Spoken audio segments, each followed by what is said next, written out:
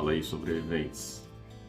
Vou fazer aqui a segunda parte do pequeno comentário que eu estou fazendo aqui sobre o livro do mestre Toniolo. Já começo de antemão falando da minha forte recomendação aí de que leiam o livro e, mais importante do que ler, pratiquem o que está sendo demonstrado aqui e sigam à risca todos os conselhos. É um livro muito rico para quem gosta desse meio bushcraft, sobrevivência. Estávamos carentes de um material desse aqui. Então eu fiz a primeira parte, eu peguei lá até o capítulo 6, o último tópico foi fogo. Então a gente passou por vários pontos aí, eu vou ver se eu deixo o card do vídeo anterior para quem não assistiu. Vou deixar aí para vocês verem. Agradecer a galera que eu botei como estreia o vídeo no YouTube. E uma galera aí entrou que eu não estava nem contando que iam entrar na estreia, mas estava acompanhando lá. Muito obrigado a todos aí. E agora eu vou falar aqui da segunda parte. Eu vou deixar o vídeo, a série aqui em 3 vídeos. Agora eu vou falar aqui do capítulo 7, que o tema aqui que o Toniolo abordou foi água. Aí ele faz aquela pequena menção lá, que foi falado no início do livro, a regra dos 3, né? Que nos mostra que não podemos viver mais que 3 ou 4 dias sem ela, no caso a água. Portanto, a sua capacidade de se manter hidratado através da busca, coleta e tratamento desse recurso vital será fundamental para seu sucesso em uma situação de sobrevivência. Aqui, o Toniolo vai mostrando para a gente, vai dando uma ideia aqui da importância, né, da água, que a gente já sabe, e destacando os cuidados básicos que se tem que ter para coleta e conservação e purificação de água. E aí, quando eu falo aqui em purificação, tem um trecho que me chamou a atenção, que ele fala que o correto é tratar e não purificar a água. Isso me chamou bastante atenção. Por que ele fala isso? Ele diz que o termo purificar significa eliminar tudo que não seja H2O, e isso não é possível de ser realizado fora de um contexto muito controlado como o de um laboratório. Aqui, no que ele vai discorrendo sobre o tema, ele vai falando da importância da água para os órgãos vitais, que ele também é o responsável por distribuir o calor no corpo. Então, mesmo em ambientes frios, precisamos do líquido sagrado circulando bem fluido pelo corpo, o que não ocorre na desidratação, pois o sangue se torna mais espesso. Então, aqui, de uma maneira bem objetiva, ele faz essas menções aí da importância e dos cuidados com a água e o perigo da falta dela. E aí ele cita que existem diversas formas de se obter água, dá alguns exemplos aqui, um interessante aqui que leito de rio seco, você pode encontrar água nas regiões mais escuras, onde a terra está mais escura, indica a presença de umidade.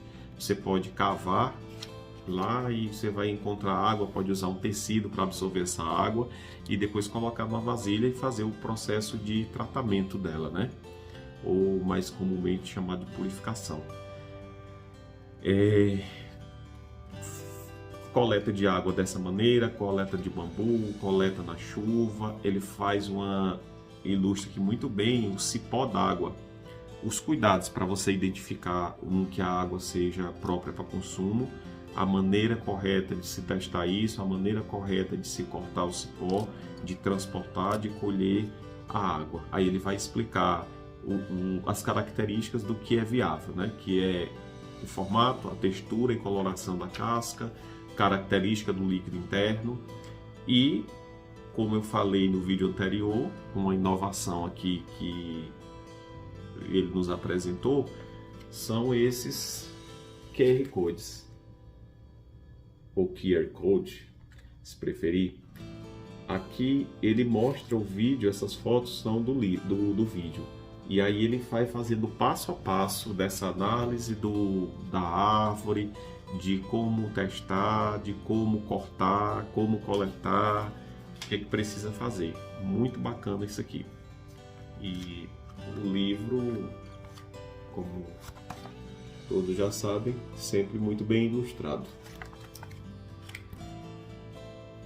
Até a coleta da chuva, tem uma coisa aqui que eu não havia pensado nisso e que faz todo sentido, que ele fala que até a água da chuva que cai direto lá do céu, você tem que esperar a chuva cair por alguns minutos, porque as primeiras gotas que caem promovem a limpeza do ar, trazendo para o solo as partículas de poluição.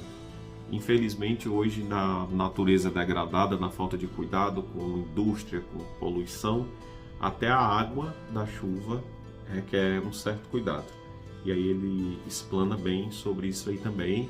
Aí vai passando para os outros itens no tocante à água, né? Que é a filtragem e tratamento. Tem vários exemplos aqui. Ele fala dos filtros, do clorim, do iodo, que serve para fazer o tratamento dessa água, chegando até a fervura, né? Que é um dos métodos mais eficientes em situações de sobrevivência, uma vez que nem sempre o indivíduo irá dispor de filtros ou dos itens necessários para o tratamento químico. Fala aqui sobre isso também. E um detalhe aqui que eu grifei: existe uma noção errônea comumente divulgada que a urina seria uma opção de emergência para a reidratação. Muito importante ler esse tópico aqui, tá? Uma dica valiosíssima. Por fim, ele cita que a desidratação é um inimigo tão poderoso quanto silencioso. Quando sentimos sede é porque nosso organismo já está consumindo suas reservas. Então, importante aqui dedicar uma atenção para esse tópico. Passando aqui para o capítulo 8, o tema é alimentação.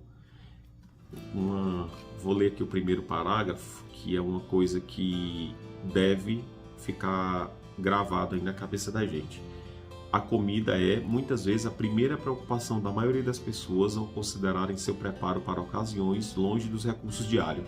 Isso pode levá-la a decisões equivocadas ao se prepararem para sua ida ao mato, colocando muita ênfase nos alimentos. Então, aqui ele vai explicar nos parágrafos seguintes o porquê disso aqui e faz todo o sentido. Mais à frente, ele vai dar algumas dicas que ajudam a conservar melhor as reservas calóricas. No decorrer aqui da alimentação, na sequência, ele vai abordando aqui o tema e no final ele passa essas dicas aqui. Também muito bacana, e a gente às vezes no afã de agilizar as coisas pensa que está fazendo um excelente trabalho e a gente está começando a construir a casa do telhado para o alicerce. Então são dicas também muito boas. Destaquei aqui no final, não das dicas, as dicas vocês vão ter que ler aqui no livro. Existem hoje no mercado diversas opções de kits industrializados que podem fazer parte do seu kit de sobrevivência, como aí ele cita aqui as rações de emergência de sobrevivência, as barras, doces e carboidratos. E uma recomendação: a proteína proveniente da carne animal deve ser evitada em ocasiões em que não haja água em abundância disponível em qualquer que seja o bioma local, mas especialmente em locais de climas quentes e secos. Aí ele vai explicar aqui por quê. Ele dá aqui alguns exemplos. Deixa eu voltar aqui só para mostrar da purificação. O clorim, o iodo, fervura, os alimentos aqui industrializados. Aqui. A combinação que o Toniolo fez aqui dos vídeos associado aqui às dicas, essas ilustrações, facilita muito. Para quem já tem uma certa familiaridade, talvez ache que não tivesse necessidade, mas o livro ele é muito democrático. Ele é para todo mundo, é daquele cara que tem mais experiência, que aprendeu na marra e que não tem a teoria por trás, e é muito importante porque o entendimento da situação ajuda muito a você tomar a decisão correta. Isso é muito, muito importante. Depois, adiantando aqui, ele vem para um item caçar ou não caçar. Eis a questão. Ele não já corta aqui de entrar pelo viés da caça, por razões óbvias. Aí mais dá as dicas aqui de considerar o custo que você vai ter para aquilo, a necessidade real de ir atrás daquele alimento de uma maneira mais difícil. Fala da pesca passiva, fala das leis que proíbem em muito alguns tipos de caça, a maioria até, acredito que só o javali, ele cita aqui que é a do javali que tem permissão para fazer, e recomenda até a pesca, se não com um anzol, mas com a rede, que deveria fazer parte, uma rede de pesca que deveria fazer parte aí. E como durante todo o livro, ele sempre diz para praticar. Por exemplo, ir a um pesque pague, treinar a pescar, porque todo mundo acha que vai pegar um arame no meio da natureza, vai dobrar, botar um anzol lá e vai pegar. É tão simples assim, não é. Tudo que é falado aqui no livro é muito didático, muito simples de entender, mas se ele não vier acompanhado de prática, é inútil, é só mais um livro.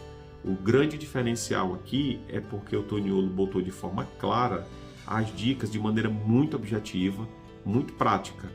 Agora, tem que ser associado à ação.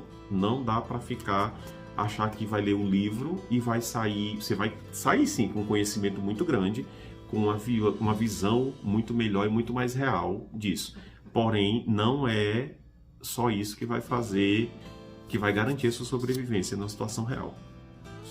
O próximo capítulo aqui, ele fala sobre o racionamento.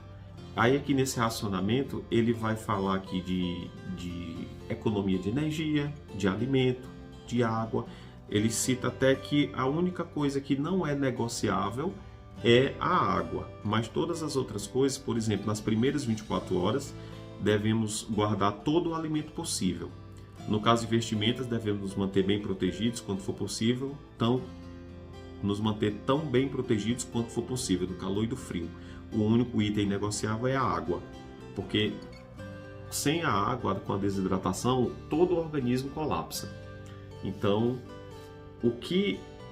o capítulo aqui, o título é racionamento, mas aqui o Toniolo não foi nem um pouquinho econômico ao passar as dicas e as informações.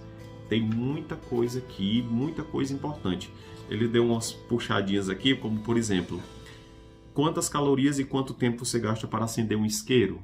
Quando vocês lerem o livro vão entender. É porque isso é falando sobre o gasto desnecessário de energia, principalmente numa situação crítica. Porque não adianta tentar ser super-homem aí. Você tem um sobrevivente, antes de tudo, é uma pessoa preparada psicologicamente, é uma pessoa com inteligência, dotada de inteligência.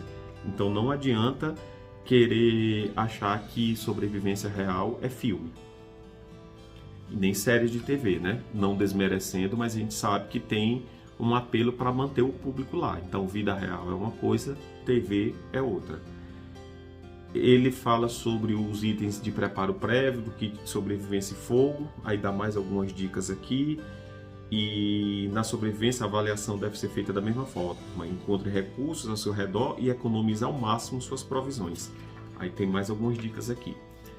No capítulo 10, ele já vai abordando nós e amarras. No livro, ele bota aqui, tem cada nó que ele fala, ele coloca aqui o vídeo, o QR Code para o vídeo.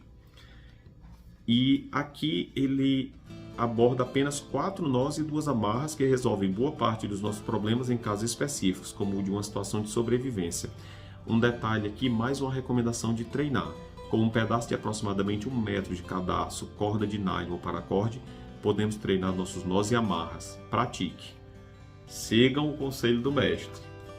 Então tem uns nós aqui, o nó de artilharia, o nó de soltura rápida, o nó de pescador, nó de escota simples e duplo, amarra quadrada, amarra em X e os tripés, que servem para fazer inúmeras pioneirias aí, né? Com essas amarras e esses nós já dá para fazer, e um deles aqui é o tripé, que serve para você fazer um abrigo para proteger a fogueira da chuva, serve para você pendurar uma mochila, pendurar suas botas.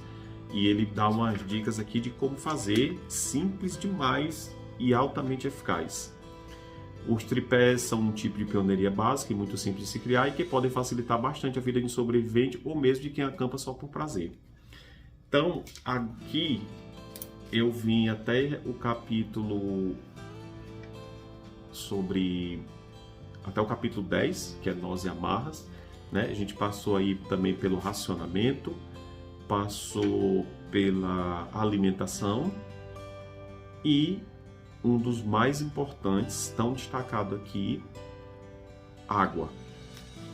Então, pessoal, esse foi o segundo vídeo aí, comentando aqui o livro do Toniolo, que eu recomendo demais.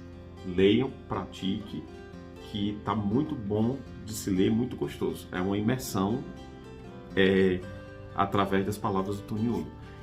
Muito bom o livro. Eu vou gravar, para não ficar muito extenso, eu vou gravar a terceira, provavelmente a terceira e última parte, comentando aqui o livro.